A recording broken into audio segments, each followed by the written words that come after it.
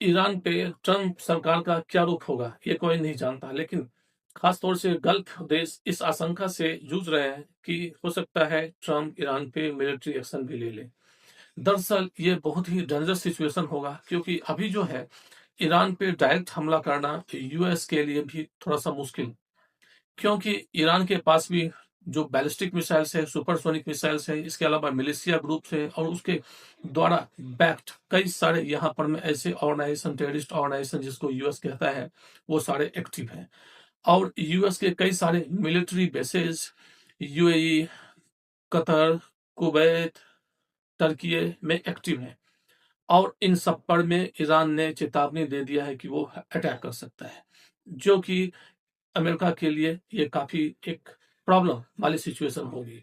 इसके अलावा Saudi Arabia ने हाल ही में ईरान से अपने संबंध को अच्छे किए हैं और सऊदी अरेबिया अपनी इकोनॉमी को डाइवर्सिफाई कर रहा है। तेल पे ज्यादा डिपेंडेंट अब वो रहना नहीं चाहता और इसके लिए अपनी इकोनॉमी को वो टूरिज्म और बाकी चीजों पे शिफ्ट कर रहा है। इसके अलावा ये पूरा रीजन, खासतौर से यूएई, सऊदी अरेबिया और बाकी के जो गल्फ कोऑपरेशन काउंसिल के मेंबर कंट्रीज हैं, ये इन्वेस्टमेंट के लिए भी एक सेफ हेवन माने जाते हैं।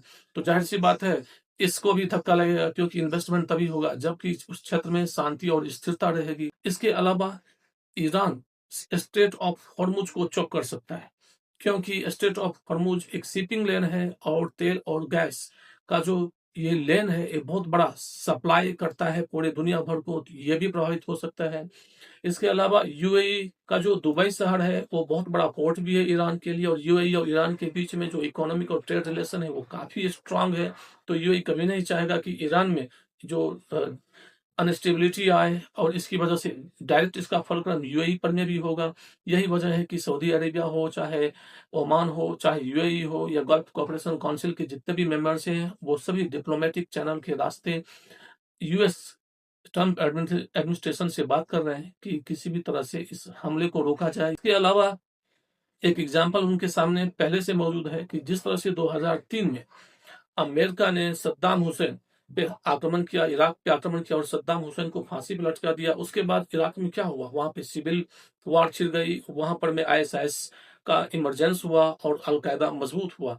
फिर कोई भी गल्फ कोऑपरेशन काउंसिल या गल्फ कंट्रीज के देश ये नहीं चाहेंगे कि ईरान में भी कुछ ऐसा हो कि वहां का सिस्टम पूरी तरह से कोलैप्स हो जाए, डिस्टेबलाइज हो जाए और पूरा का पूरा रीजन जो है सो एक ऐसे संकट में धंस जाए जिससे निकलना बहुत ही मुश्किल हो जाए।